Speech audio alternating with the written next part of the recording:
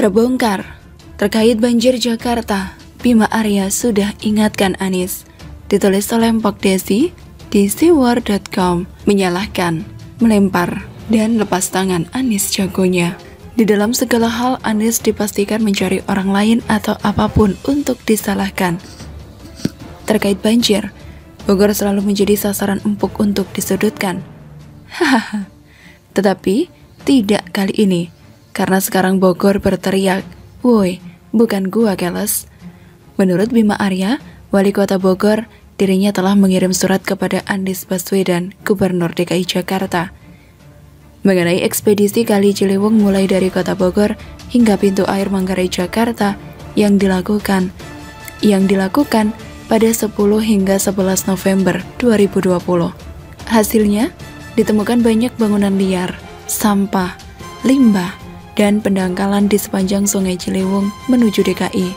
Dalam surat tersebut, kami menyampaikan hasil ekspedisi Ciliwung yang mengusulkan penanganan das Ciliwung tidak bisa dilakukan sendiri-sendiri, tapi harus bersama-sama secara komprehensif dan terintegrasi. Ujar Arya di Kota Bogor, Minggu 21 Februari, dikutip dari cnnindonesia.com. Arya juga menambahkan bahwa menurut pemantauannya volume air di Jakarta sudah tinggi dan tergenang banjir sebelum mendapat kiriman air dari hulu. Aliran air dari hulu memang menjadi salah satu penyebab banjir di Jakarta. Tapi, jika tinggi muka air di Bendung Kutalampa siaga 1. Pada Sabtu 20 Januari kemarin, tinggi muka air di Bendung Kutalampa hanya siaga 3.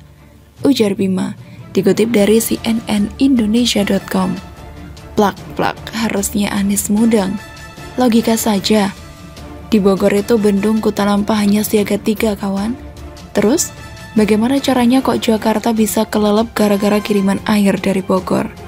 Harusnya Anies ngaca, selama belum masuk penghujan, sudah melakukan apa untuk menangani pencegahan banjir? Apakah mudeng dengan masukan dari Bima Arya bahwa kondisi das Ciliwung perlu diperhatikan? Bukan ketika musim hujan doang, tetapi harus rutin ditertibkan, termasuk hunian di sepanjang Ciliwung. Persoalan banjir di Jakarta, kata dia, tidak bisa diselesaikan sepihak dan dalam waktu singkat, tapi harus bersama dari hulu sampai hilir, dan membutuhkan proses yang tidak sebentar. Penanganan persoalan banjir di Jakarta tidak bisa parsial dan temporer saat musim hujan saja, katanya dikutip dari cnnindonesia.com. Ini senada dengan yang dikatakan oleh Ahok beberapa waktu lalu, bahwa untuk mengatasi banjir Pemprov DKI mesti membenahi daerah aliran sungai atau DAS.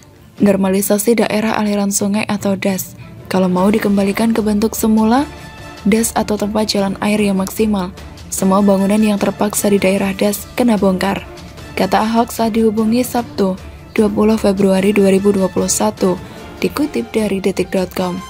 Dubrak, justru inilah persoalannya. Anies kejebak dengan janji kampanye tidak mau gusur-gusur. Hehehe, kan Anies orang baik dan sabar. Makanya, warga Jakarta disuruh sabar nungguin air masuk ke bumi. Jadi, ini bukan soal ribut antara normalisasi dan naturalisasi, melainkan ini soal sabarisasi. Apes memang warga Jakarta dengan keberadaan Anies sejak 2017, dan masih harus menunggu hingga 2022 supaya terbebas dari kehancuran ini. Banjir satu dari maha benar Anies yang selalu memilih solo karir dalam keputusannya. Ambil contoh ketika di awal pandemi, Anies juga dengan seenak udelnya saja mengambil kebijakan seolah dirinya melebihi RI1. Lalu, kini ketika Jakarta kebanjiran, kembali dengan enaknya, Anies teriak ini salah Bogor, salah Depok. Pertanyaannya, Anies sudah buat apa di Jakarta untuk mencegah banjir? Apakah selama ini Ciliwung sudah ditertibkan? Apakah sudah bersama-sama dengan Bogor dan Depok memikirkan persoalan ini jauh sebelum musim penghujan? Buktinya, Bima Arya sendiri sudah mengingatkan Anies dan sudah mengajak untuk bersama-sama mengatasinya. Keseriusan Anies untuk memikirkan banjir Jakarta sudah terjawab Tidak ada. Padahal, jika dirinya niat, tinggal meneruskan apa yang sudah dirintis pendahulunya. Tinggal nerusin doang. Tetapi, buktinya di dalam APBD DKI, anggaran penanganan banjir saja dipangkas oleh Anies. Lalu, anggaran normalisasi Kali Ciliwung dikurangi dari semula 850 miliar rupiah menjadi 350 miliar rupiah. Simpel dan gampang banget orang awam mengerti. Tidak ada keseriusan Anies menangani banjir. Aromanya sih, Anies menghindari menggusur warga di sepanjang Kali Ciliwung, yang artinya Anies menjilat janji kampanye. Terus puyeng, itu warga mau dipindahkan kemana? Mau ke rumah susun? Rumah susun siapa? Lah rumah DP 0% janjinya sendiri saja tidak terpenuhi. Puyeng, memang puyeng kemakan omongannya sendiri. Inilah contoh pemimpin yang modalnya ngoceh. Bosen setiap kali banjir bingung, bukannya introspeksi diri, justru ngawur menyalahkan Bogor. Kocak, pemimpin kok kayak bocah, bisanya cuma menyalahkan doang. Buktinya tuh terbongkar, Bima Arya sudah pernah ingatkan sampean, mau ngeles apa lagi? Pret lah. Klaim tukul dan kapal selam warisan SBY, PD ditampar berita mobil internet mangkrak. Ditulis oleh Niha Alif di sewar.com. Beberapa kali Demokrat selalu sensi jika ada satu persatu keberhasilan Jokowi diberitakan. Mulai dari pembangunan jalan tol, bendungan hingga kapal selam selalu mereka yakini adalah warisan SBY. Tapi, ketika ada bangunan seperti Hambalang yang mustahil diteruskan, karena bukan lagi rencana melainkan bangunan mangkrak, mereka seakan menutup rapat klaim warisan SBY. Sama halnya dengan warisan SBY berikut yang ternyata sangat dibutuhkan masyarakat saat menghadapi pandemi. Warisan tersebut adalah mobil internet mangkrak, serupa dengan EKTP yang seharusnya bisa mempermudah pendataan secara elektronik. Warisan mobil internet seharusnya bisa menjadi solusi bagi para siswa yang belajar di rumah saat pandemi. Mengingat banyak berita para siswa pamit putus sekolah lantaran tak mampu membeli kuota. Andai saja mobil internet tidak mangkrak, tentunya masyarakat kita akan sangat terbantu oleh SBY. Ketimbang museum yang hanya sebagai penyimpan kenangan keluarga. Sebelumnya, diberitakan dari rri.co.id, baru-baru sempat viral sebuah unggahan yang memperlihatkan sebuah inventaris Kominfo, yakni mobil internet keliling yang tidak terawat. Hal tersebut pun menjadi banyak perbincangan warganet di luar sana. Berawal dari sebuah unggahan di Facebook milik pria bernama Wahyu Sutono pada Minggu 9 Agustus 2020. Foto yang diunggah tersebut merupakan mobil internet keliling yang dulunya kerap digunakan sebagai sarana belajar anak-anak di beberapa daerah di tanah air. Sejatinya Indonesia sudah merintis pengadaan mobil pusat layanan internet kecamatan atau yang disingkat dengan MPLIK, yang diluncurkan pada tahun 2010 dan mulai beroperasi pada tahun 2011. Proyek di era Menkominfo Tifatul Sembiring ini mangkrak dan akhirnya jadi mubazir. Tulis Wahyu di akun Facebook yang RRI kutip pada Selasa 11 Agustus 2020. Dalam kritikannya, ia juga mengatakan bila waktu itu ditangani secara benar dan terprogram dengan baik, maka proyek di era SBY ini tentulah saat ini sangat berguna bagi anak-anak sekolah yang harus belajar secara online.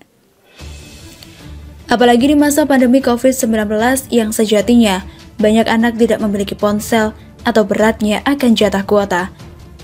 Pengunggapan lewat caption unggahan tersebut memiliki banyak harapan dari Wahyu. Ia berharap bahwa kebijakan sekolah online ini akan segera usai. Begitu juga dengan pandemi virus corona, agar pelajar bisa kembali bersekolah. Harapan rakyat, semoga hal ini bisa jadi pelajaran yang sangat berharga agar tidak terulang kembali, serta pandemi COVID-19 segera berlalu, dan anak-anak sekolah bisa kembali belajar tatap muka seperti sedia kala, pungkasnya. Hanya saja hingga saat ini foto tersebut viral. Belum diketahui kapan dan di mana lokasi tempat mobil-mobil tersebut terbengkalai. Hanya saja, hal tersebut masih terus jadi perbincangan warganet karena kelalaian pemerintah. Akhirnya, satu persatu bobrok sang mantan terbuka akibat kebanyakan nyinyir yang dilakukan kader PD seperti Andi Arief, Roy Suryo, dan Rahlan Nasidik. Andai saja mereka mau mengakui kehebatan Jokowi, mungkin saja masyarakat akan melupakan banyak warisan mangkrak di eranya. Ini mengingatkan kita bagaimana pertama kali Jokowi membalas tur Pulau Jawa SBY dan istrinya dengan sekali kunjungan ke Hambalang. Kini dengan kondisi yang sama, tanpa Jokowi langsung yang turun, satu persatu netizen mulai mengungkap borok mereka. Mulai dari tenda SBY bernilai miliaran yang letaknya jauh dari kondisi gempa, dana APBD 9 miliar untuk Museum SBY Ani, hingga mobil internet mangkrak. Jadi kita tahu, gembar-gembar Demokrat soal Jokowi hanya meneruskan usaha SBY adalah hal yang justru menodai SBY sendiri.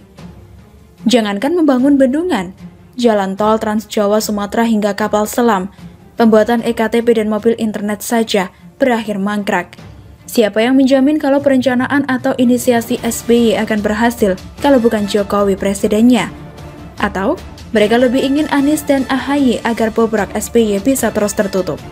Dengan Anies jadi pemimpin, otomatis semua program lama SBY akan diganti sesuka hati dan akhirnya Anieslah yang dibully. Sedangkan jika AHY, kita akan disuguhi banyak perencanaan, inisiasi, dan hasilnya adalah mangkrak semua. Semoga saja negeri ini dijauhkan dari pemimpin zalim seperti SBY. Sudah cukup uang rakyat dihambur-hamburkan dan dibuat barang mangkrak. Jangan sampai ada SBY kedua di Indonesia dan juga Anies kedua di Jakarta. Begitulah kurang.